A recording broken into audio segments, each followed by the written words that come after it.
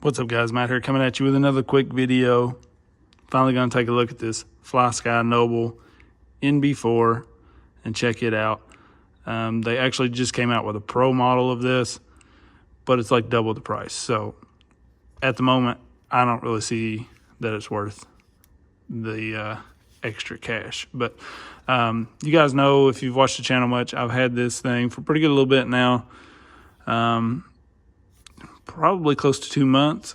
I just wanted to check it out, test it out, use it, see how I really felt about it before I just recommended it, said it was awesome, that sort of thing. So a couple cool little things here real quick with this thing. For one, if you didn't know, you can run this right or left-handed. So that's cool for anybody who maybe is left-handed. Pretty much can adjust this thing anywhere you want and it'll work anywhere through there.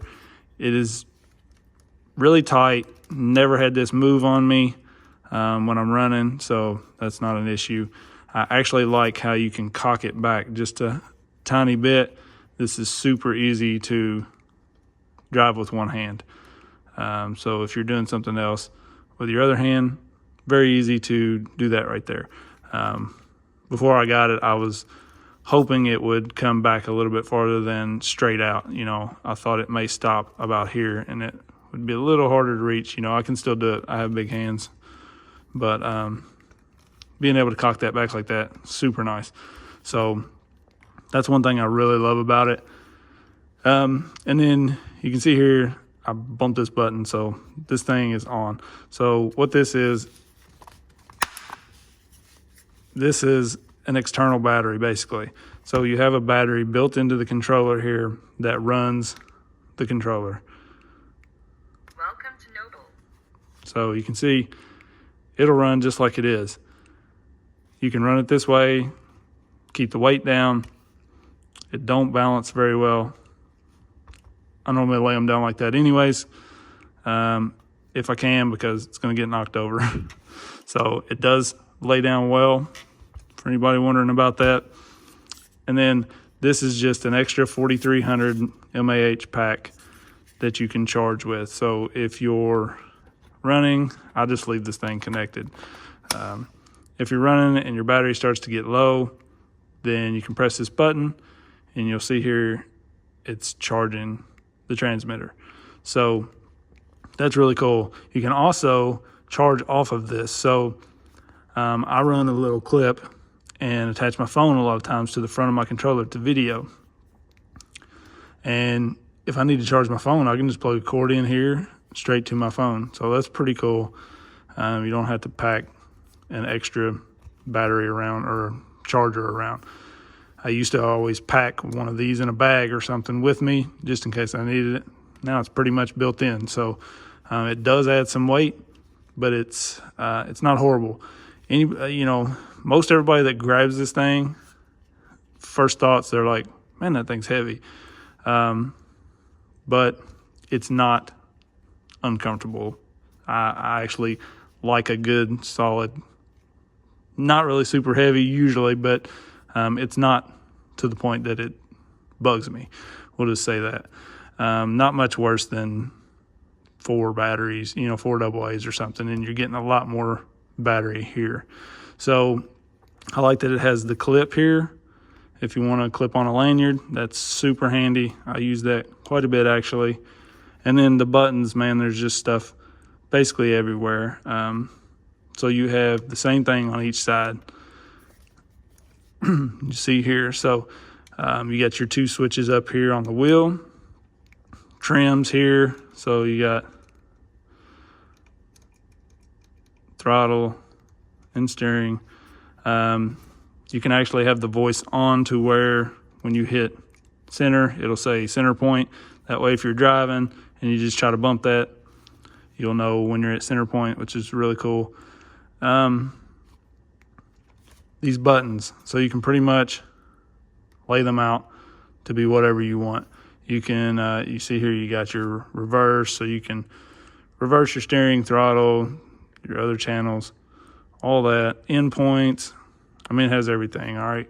So a sign here's where you would assign your buttons. So like, you know, you want to run your 4-wheel steering, and I'll show you in a minute, maybe off of this dial here.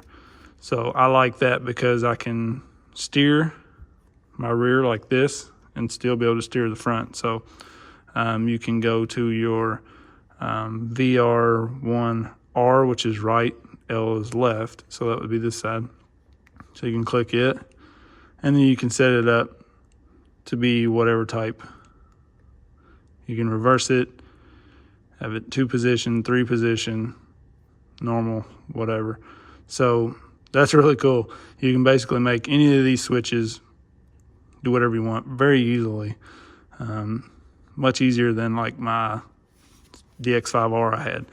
Honestly, I'll never buy another Spectrum remote, ever. I hated that thing. So I paid like $300 and some for that thing when it came out. Never did really like it. Receivers were outrageous for a long time. Then they went on sale. Then they were just like gone. I couldn't get them, and they changed everything. I had the DX5R. They did away with it. They did the DX5 Pro. They just, I hate them. That's all there is to it. So here's one of the receivers. I'll show you real quick. This is one, look, I stripped an axle. So we're going to be putting some full send stuff on here soon. So stick around for that. This is one of the receivers here I really like. You can't tell, I got wires coming in everywhere, but this is wireless. It has no wire on it. So it's nice and small, no wire. Really like these receivers. And they're like $35. That was what I was going to get to. But so you can see here, you can go to model, select your model, and you can see I have a bunch of stuff on here. I'm all the way down to 13 models right now already. So I've got 2 more receivers on the way for more trucks. So 20 is your max. Wish you could get a little more on there, at least maybe 30, but usually I'm not running that many trucks at one time. I sell, I trade, I swap, whatever. So I wanted to show you guys, I have this one set up for my bully. A lot of people have issues and say that you can't do dual motors, dual ESCs with this thing, but I'm going to show you real quick how I have mine set up and that you can. Okay, so I'm running dual Hobbywing 1080 ESCs in here. If you can see, there's 2 switches. One of them sits here, one of them is actually in here. So there's 2 ESCs, 2 motors. And with this Noble, I'm able to run just the front.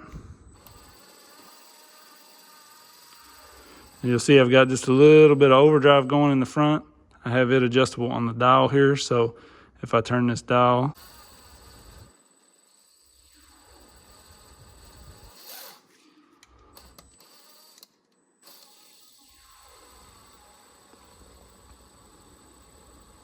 so I can adjust it, the overdrive a little bit with this dial.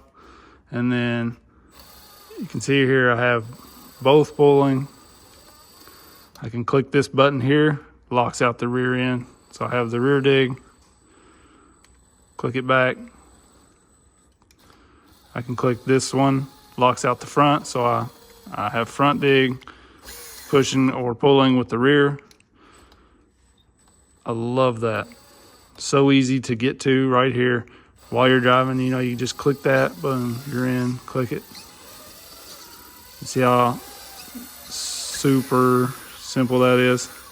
I have the rear front dig, I guess you would say, with the rear pulling. You can see here, if I give it enough throttle, the front will turn a little bit, because usually when you're locking that front, it's very hard to move this thing. So I don't have much resistance on the front, and it will eventually pull. So you know, I rarely use that, locking the front. But if you're trying to back up slowly or something, it does work.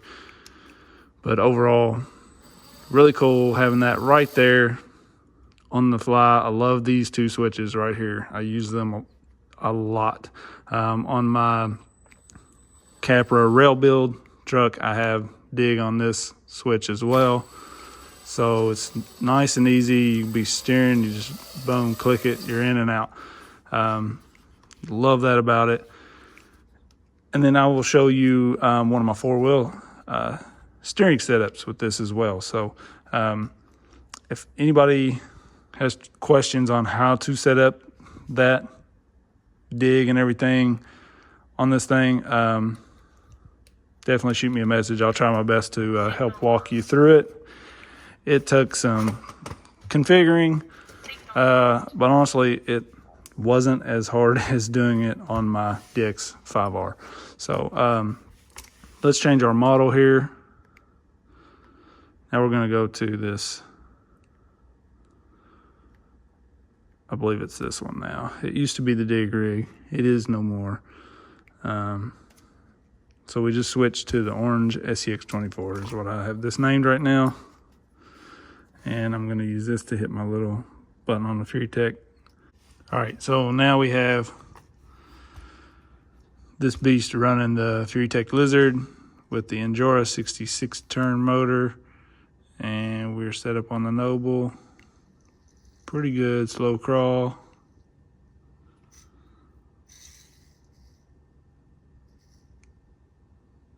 I haven't really played with the settings much on this Lizard. But anyways, so you can see we got steering here and we got steering here. Now this is stock servo in the back, so it's not good steering, but it's there. But it's on the dial, so you can see here. And all I did for that was in your settings, you would go to assign, and then like I said, it's the VR1R. And I set that up to run channel 3 because that's where the rear servo is plugged in, channel 3. And then you just leave it on normal. And like, so if you needed to reverse that, you could reverse it and then you see it. Now it turns the other way. So depending on which way you want to run it, super simple to do that. So really like that about this thing because like I said, I can drive here with a thumb on this wheel and easily run my 4-wheel steering. So anywhere I need it to go, even up the tools. No, but so yeah, the 4-wheel steer works great on it.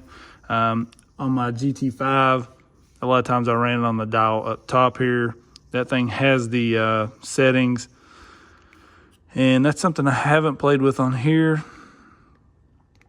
I believe this has a 4-wheel steering mode, but I'm not 100% sure on that because I honestly just don't really use it like that. So that would be something we'd have to check out. If anybody knows, let me know. It's real easy to bind new receivers. You just hit RX set. You know, obviously with your bind plug in the receiver, you'd hit that and then you hit bind with the receiver. Binds it up. Super simple. This thing gives you range. So you can have a low signal alarm on. So your signal gets low, it'll alarm you, let you know that. You can always update receivers and stuff. I believe you use that to use these receivers with the new Pro model. And there's so much stuff here that I just honestly haven't touched yet. I just wanted to show you guys a little bit of how it works. If anybody knows, what's steering mix? If anybody knows how to do 4-wheel steer, if it has different modes, like to where you can just click through a mode, let me know. I don't normally run mine that way, so I honestly haven't even looked into that. But you can see there's a lot of stuff here. You have to do the mixing for the dual motor, dual ESC setup. So if anybody has questions about that, let me know. And here you can see my steering trim is way off on this thing. Been having several problems with that thing. That's why I have a stock on the rear. I had a Savox that I pulled the wires out of the plug, so I need to fix that at some point. But overall, really like this thing. If you guys have questions on it, I'm not a tech pro on when it comes to this sort of thing. I know enough to get by, so I'm just kind of giving an honest opinion of really kind of a newbie on transmitters. I've always kind of switched from a stock transmitter to something else, but it's usually been like the GT5. I love that thing. Can't go wrong with it for the money. And then I had the DX5R, which I spent, a decent amount of money on, in my opinion, and I really just didn't like it. I didn't like the support they gave it and that sort of thing. So I wanted to try something different, and so far really like this. Just it's super easy to use. I hated that scroll wheel on the Spectrum. Trying to use that scroll wheel was aggravating. That thing, it had the drop down, which I wasn't really a big fan of. I thought I might like it when I bought it. Didn't really like that. Could not one hand drive it at all. Couldn't reach it. It was just way out here. So didn't like that about it.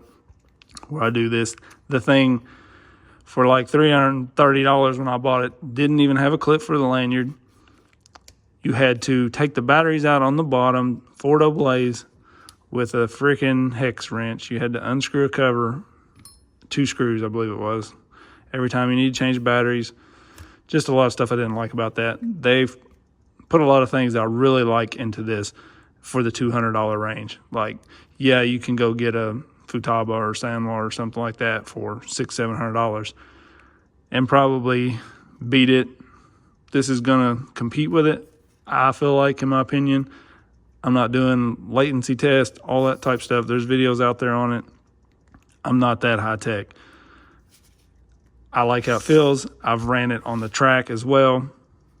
I ripped with it, no issues. So I would highly recommend it for the price. It is a bit steep, but when you figure that you can run 20 models on here, so every time I buy an RTR or whatever, I take that remote receiver out. Usually I sell it. Maybe it's 20, 30. Some of the Spectrums come with stuff now, the infraction, that sort of thing. People might give, $40 for it or something. But take that thing out, sell it, buy your receiver, and you can run all your models on one. So that's really nice. Multiple switches here, dials here, stuff everywhere. So again, don't want to keep dragging this out. If you guys have any questions on this thing, definitely hit me up. I'll link it in the description, as well as lots of my other favorite stuff linked in the description for the 24s. Tons of stuff. I've got so much stuff coming up. We got new Fury Tech brush motors, new Fury Tech ESC maybe. I don't know if I'm supposed to say that. And just stuff everywhere. So you guys definitely hit the bell, subscribe if you haven't already. Don't forget to like the video. It helps out. AMain Amazon links in the description. I appreciate everybody using those. Hoping to do a really big giveaway, debating on trying to save that money, and maybe when we hit 10,000, doing like a huge giveaway. You guys would be blown away with it, I think. So I appreciate everybody so much. You guys have no idea how much I appreciate everybody watching and just commenting, everything. I enjoy talking to people. So sorry for dragging this out. Let me know if you need anything. Peace. One last thing real quick. I'll show you this case I got. I actually got this for my DX5R a while back. This thing does come with other grips. One other grip, I believe, in the box. I got to find my box. I think I put it in the attic. But You can change this grip out to thicken it up a little bit. And then it does come with your charge cables that you need to charge this. And depending on the bundle you pick, I think you can get it with 1 or 2 receivers and maybe some others available out there. So I will definitely link that up in the description. And here's a case. I bought this off of eBay or Amazon, I believe. I'll try to find it on Amazon. It was just like a generic made for general transmitters, and you can see the DX5R had this fin on the front, and I just carved it out to fit. But this one fits in there good enough. It's not going to go anywhere when it's closed up, so it's nice and safe if you're traveling. You know, like if I'm going on vacation or something, I'm taking a truck, I'm probably going to put it in here. Nice to have for that. Otherwise, normally I just set it in the front seat of the truck and take it with me. So that's a nice option as well. I'll try to link that in the description if I can find it. I've had this for years and years, so not sure about that. But again, I appreciate everybody. Peace.